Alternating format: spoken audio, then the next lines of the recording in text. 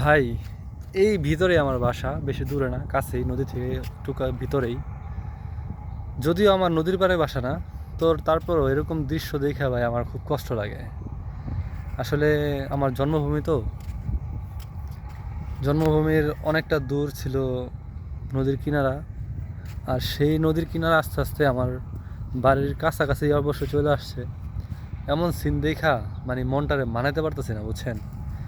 এখন দুপুর টাইম, তো মানে এরকম দৃশ্যগুলো দেখে আমার যাইতে মন যেতেছে না বাসায়, যে আসলে কেমনে কি হয়ে যেতেছে।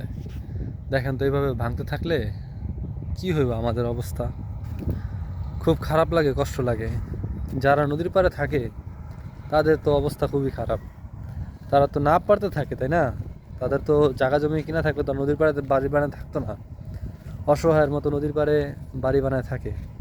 আর নদীর পাড়গুলো যখন ভাঙা চলে যায়, আবার বাড়িগুলো ভাঙা যায়, তখন তারা একদম নিরুপায় হয়ে যায়। কি করব, কই যাইবো, ঠিক আছে?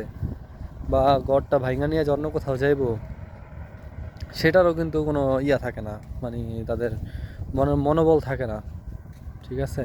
কারণ তাদের কাছে ওরকম টাকাও থাকে না যে তারা এক জায়গা থেকে ঘর ভেঙে 20,000, 25,000, 30,000 টাকা খরচ করে অন্য জায়গায় নিয়ে আবার বাড়িটা তৈরি করে ফেলাইব। তাদের ভাই অনেক কষ্ট। আর সেই কষ্টগুলো দেখে আমার কেন যেন খুব কষ্ট লাগে, ঠিক আছে? নদীর এই বেহাল দশা দেখা। একটু সামনে আসতেই আরেক ভাঙন, এখানে দেখেন। এই পর্যন্ত সোজাই ছিল, এটা ভাইঙা আবার রাউন্ড করে চলে গেছে দিকে, ঠিক আছে? দেখছেন কি অবস্থা? আর পানি দেখেন কিভাবে ঘুরতেছে, দেখেন পানি কিভাবে ঘুরতেছে। মানে এদিকে হচ্ছে একটু গহীন হয়ে গেছে, তো তো ওই দিকের পানিটা এদিক দিয়ে যখন কাঁটালটা আসে, আইসা এদিক দিয়ে ঘুইরা আবার এদিকে পানিটা ঢুকে, ঠিক আছে? তখন এই যে ঘূর্ণাটা যে পড়ে, এই ঘূর্ণাটার কারণে আর বাতাসের তীব্রতায় মানে সাইডের বালুগুলা, নদীর পাড়ে কিন্তু যা আছে ভাই কিন্তু বালু, ঠিক আছে? এই বালুগুলো এরপরে সইরা সইরা নিচের দিকে ভেঙে পড়ে। এখানে আবার মাটি হইতো বালুর জায়গায়, তখন মাটি কিন্তু এক কোষ আরেক কোষে ধরে রাখে, কিন্তু বালু কিন্তু ধরে রাখতে পারে না, ঠিক আছে? এই ধরে রাখতে না পারার কারণেই মানে সাইডের থেকে যত বালু আছে বা উঁচা উঁচা ভাঙনগুলো দেখতে পাচ্ছেন, এগুলো সব ভাঙে নিয়ে চলে যায়। এখানেও কিন্তু প্রায় 1 পুরুষ সম পরিমাণ মানে উঁচা নিচের থেকে, ঠিক আছে? যেখানে ভাঙতেছে না কেন 1 পুরুষ 2 পুরুষ কোনো জায়গায় অনেক অনেক উঁচা হয়ে থাকে, ঠিক আছে?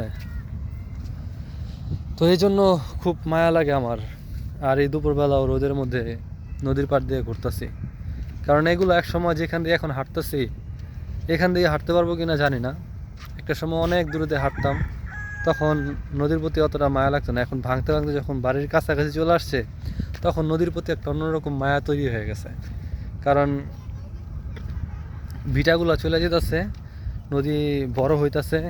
আর মানে নিজের চোখে এগুলো দেখতেছি, আগে শুনতাম মা চাচিদের মুখে বা নানিরা দেখছে, আর এখন নিজেরা দেখতেছি এগুলা, এরকম ভয়াবহ দৃশ্য। যে উঁচু উঁচু ভাঙন, ঠিক আছে? আগে আমরা দেখতাম ভিডিওর মধ্যে নদীর ওই পারে ফরিদপুরের অঞ্চলের ওদিকে কত বড় বড় ভাঙন, সেই ভাঙনের দৃশ্যগুলো এখন নিজের চোখে দেখতে পেতেছি। কোনোদিন কল্পনাও করতে পারি নাই যে আজকে আমাদের লোহজং, মুন্সিগঞ্জের লোহজং এরিয়ার ভিতরে এরকম ভাঙন আমাদের দেখতে হইব। খুবই হৃদয় বিদারক, খুবই হৃদয় বিদারক।